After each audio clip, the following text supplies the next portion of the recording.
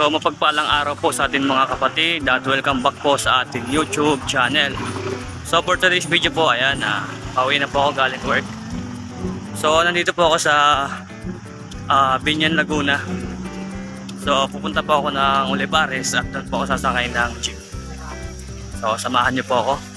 Always thank you tayo kay Lord kasi meron tayong work at bukod doon nabibili natin yung mga bagay na gusto natin.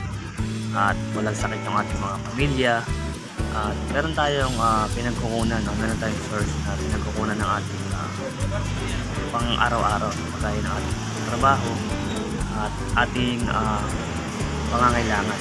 Kaya always thank you tayo lagi. So ayan, nandito na ako sa barangay ng ano bang lugar to? Barangay San Domingo, yan, dito sa may Binyan, Laguna.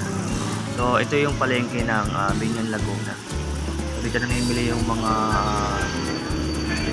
namimili ng mga paninda ng mga tao sa palengke na yun. So araw-araw ako naglalakad dito sa aking work mula Binyan Plaza hanggang Olivares. So shoutout sa mga taga Binyan, Laguna dyan. So ayun, nandito na tayo sa highway. Dito na tayo sa may Olivares. Ayan, nagkalakad na ako papunta ng tulay. So dyan ako sa dumadaan sa may overpass para safe. So noong first time kong pumasok sa aking work, nanibago ako sa lakaran. Gawa ng sobrang layo ng nilalakad. Nanakit yung aking mga paa. Pero habang tumatagal, yun, nasanay na naman tayo maglakad-lakad. Dito nga pala tayo sa tulay ng Olivares. Medyo di maganda tong tulay, daming basura. Ayan o.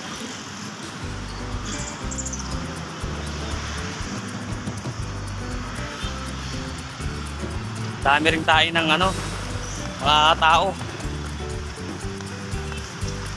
Di mabaho. So ayun mga kapatid, ayan, nakasakay na ako ng jeep at hanggang dito na lang po ang ating video. Magkita-kita po tayo sa next vlog. Thank you for watching.